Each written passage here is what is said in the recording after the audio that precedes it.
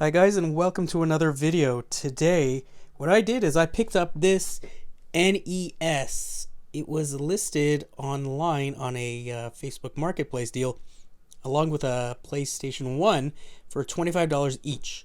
I had no interest in the PS1. I already have a few, so I told the seller I would come by and pick it up as soon as I can. So here it is. Not bad for $25. First thing I'm going to tell you is it stinks. I could definitely smell it right now. It stinks of cigarettes. So this thing is going to need to be aired out for a bit. Now, my plans for this is a restoration, or as good as I can get it. Maybe I'll be passing it along to somebody else, selling it, trying to recoup some money for other purchases. I haven't decided. Yes, call me a flipper, but I'm a nice one.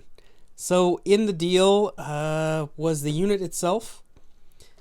It indicated 3 controllers. 2 are real, so these are first-party controllers. Unfortunately, I have this aftermarket one, which it's pretty cheap. The wire is much thinner than the original. And it came with the AC adapter, but as you could see, this is not the original. It is a really strange one in that it has not one, but 2 plugs. So I don't know if maybe one's for like Genesis, or maybe it's for Super Nintendo, and one's for the NES. I don't know. One end was plugged into this, so I'm assuming it's for this. I also asked the seller if he had any games. He said he did not. So went by today, grabbed it, and you know what you gotta do. You always gotta lift the flap to see if there's a bonus game, and there was. Nothing super spectacular, and in terrible shape, unfortunately. I don't know how people do that. The original Mario Brothers Duck Hunt game. So, luckily it came with that. So what I thought I'd do in this video is I'm going to disassemble, clean it, and see if I can get it working properly. Now, I have not tested it just yet, because I just want to give it a bit of a clean and get rid of that smell first, because it is awful. And then we're going to see if this was a good pickup. Personally, I think for $25 Canadian, I did great. So, let's see what happens.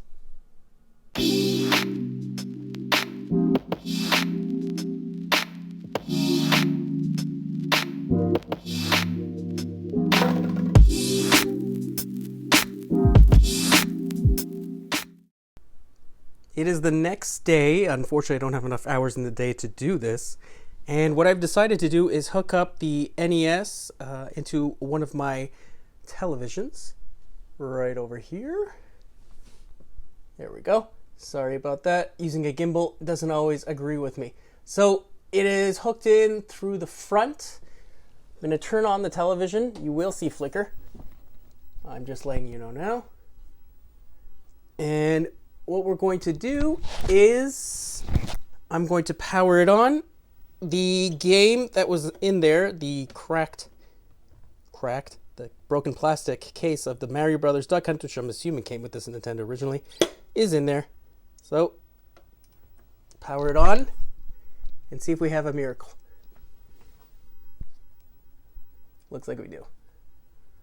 So, I'm going to just take one of the remotes, and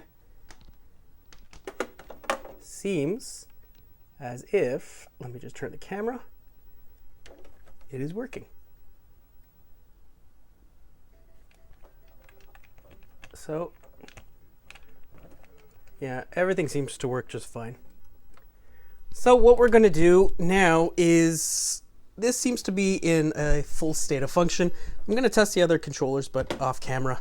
Again, I'm not sure what I'm going to be doing with this little clone one. Figure something out. So I'm going to disassemble this, and then we're going to give it a full clean, because I have got to get rid of this tobacco smell. After I handle it, I could actually smell it on my hands, which is just awful. So let's get going.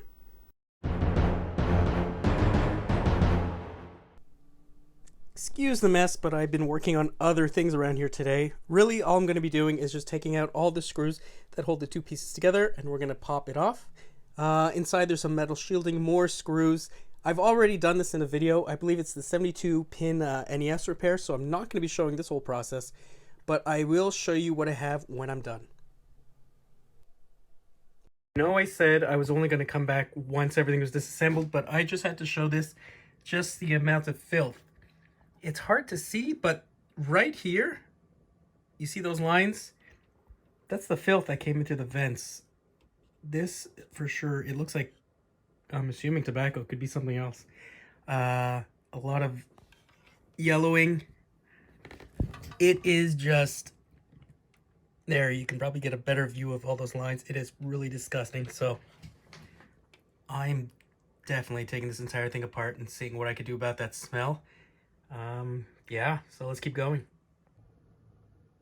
Once again, I'm going to show you more, but it's for a reason. So what I'm going to be doing also is probably to clean the plastics and everything. I'm just going to use this window cleaner here.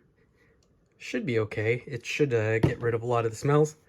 I have some shop towels, always good to use. Some isopropyl alcohol for the metal bits and the board. And I have some of these. They look like Q-tips. They're little swabs that are supposed to be used for electronics, so like little pieces of cotton don't come off on them. So we're gonna see how well it works. I'm hopeful that I don't have to take this thing entirely apart and put the big plastics into something like a bathtub. I'm really hoping that the Windex will do the trick to get rid of the smell, but I guess we'll see.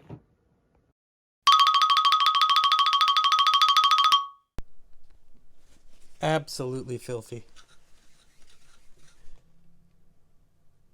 I don't know if you can see that, but it's changing colors as I clean it. Ugh. Don't smoke. I tried my best. Unfortunately, this stuff just stinks too badly. So, piece by piece, I'm going to be cleaning it out in the sink. Some soap. Some Myers Clean Day soap and detergent. We're just going to hope that I could get the smell off. It's much better than it was before after using the Windex, but I still smell it. It's just embedded in here, so hopefully this will work out.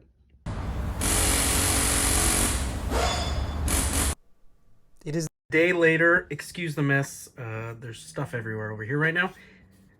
I have finished on the system itself, so I took it entirely apart. Generally, I don't entirely strip these. Usually I'll like leave the buttons in and the controller ports and all that, but it was just bad. So I have cleaned it as best as I can. It's not perfect, but the smell is gone. So everything is good. However, I was having an issue with the tray, which was a bit embarrassing. If you can see here, there's like this black hook almost. Now, when I put the tray back in, I didn't put it underneath the motherboard of the system. So unfortunately, when I did that, it kind of bowed this part. And I couldn't figure out why I couldn't screw it together properly. And I kept taking it apart, readjusting the screws, and I couldn't figure it out. Then I looked it up online, and it seems that, yeah, you put the tray and you slide it back in, try to make sure the lip is underneath. Otherwise, it's going to bow a little. But it's back together. Ready for testing, but the next thing that I'm going to work on is this right here. So the Mario Brothers Duck Hunt, I'm going to see if I can just pop this back in. And yeah, I'm going to clean it with a little bit of window cleaner. I'm not going to be putting this in the sink because I know these will be falling apart. The label will come off and all that, and I want to keep it as good as I can.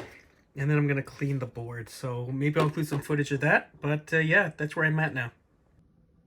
In order to take it apart, I'm going to use my iFixit toolkit over here and use one of these. These are the game bits. So essentially, there are 3 screws there. You need one of these. If you don't have an iFixit toolkit like I do, you can buy these on Amazon. I think you probably pay like $5-10 for the smaller one, and there's also a bigger one I think for consoles. So we're just going to take it apart. I'm going to pop off the back, and I'm going to take a look at the board and maybe give it a good scrubbing.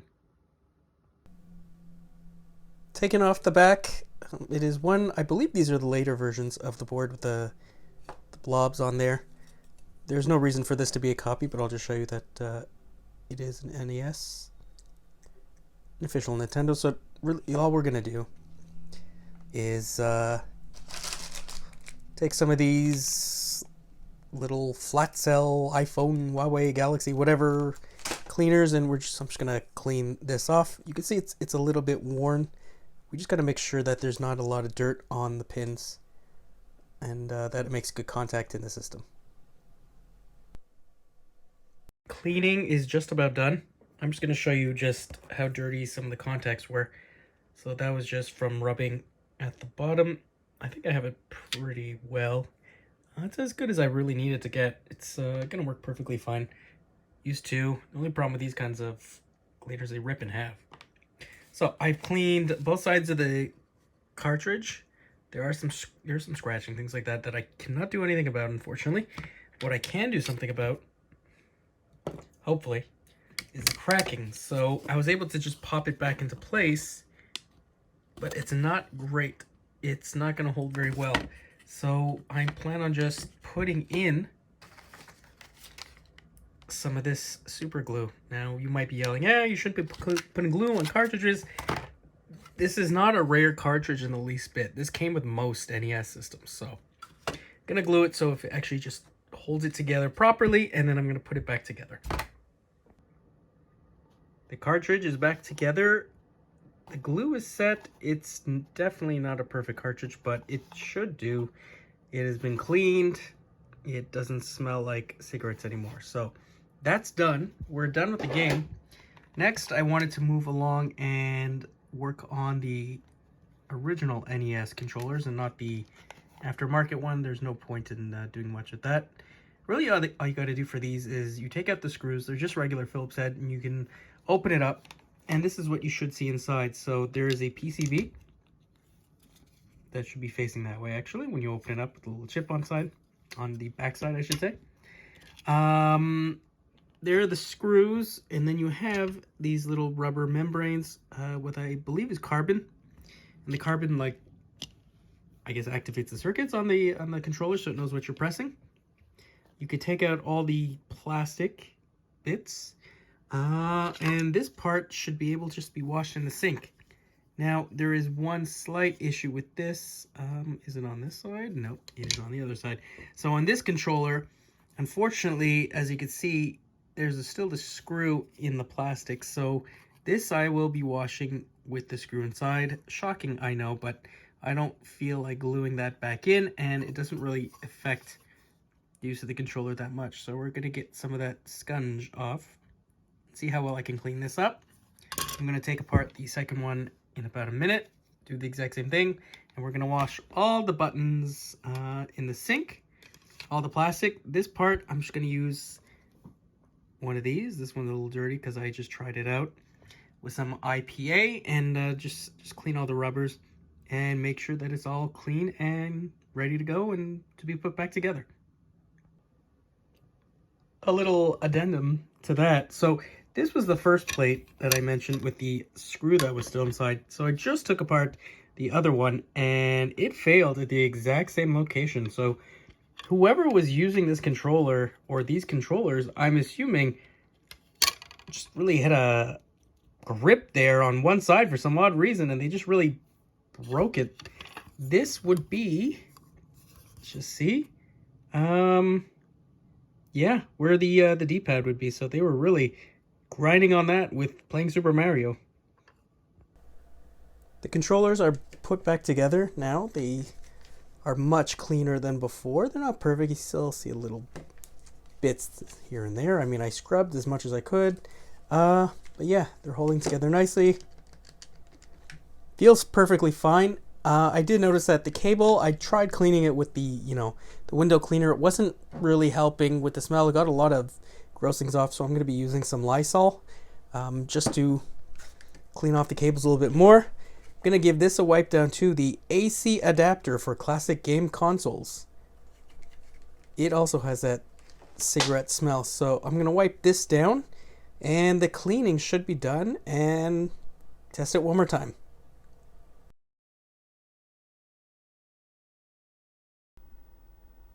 Moment of truth. everything's been hooked up. I have it connected to the CRT. So the game is inside. I'm very hopeful this is going to work. Close that. 3, 2, 1. Awesome. So this is the player 1 controller. We'll just set it for 2 players so we could test out both. Okay. Everything seems to work. Done. Switch controllers. Left, right. Pause. Oh. Seems like I have a little bit more work to do on this. But most of it works.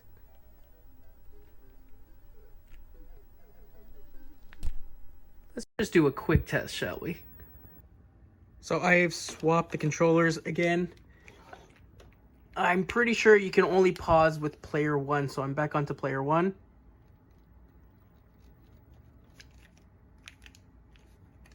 And, sorry, I put the volume down. Yeah, press pause again. And again. There you go. So this is, for all intents and purposes, a fully functional NES. What I'm going to be doing is I'm going to tie these up, make it look all nice. And I think I'm actually just going to list this one because I don't need a second NES. I have plenty of ways to play these games. I have one actually right behind me in the NES TV stand that I have. I'm going to sell it, I think, with both controllers. Now that they're both cleaned up. The power supply, I'm not too sure about the video cable. I don't know if I have an extra set that I can just give away. And I'm sure I can at least double up. So I paid about $25 Canadian for this. I'm sure I could get at least $50 to $60. And someone will have a very nice NES to relive their youth. And there we go. So I hope you guys enjoyed this video. If you did, please leave a like and subscribe. And I'll see you in the next one.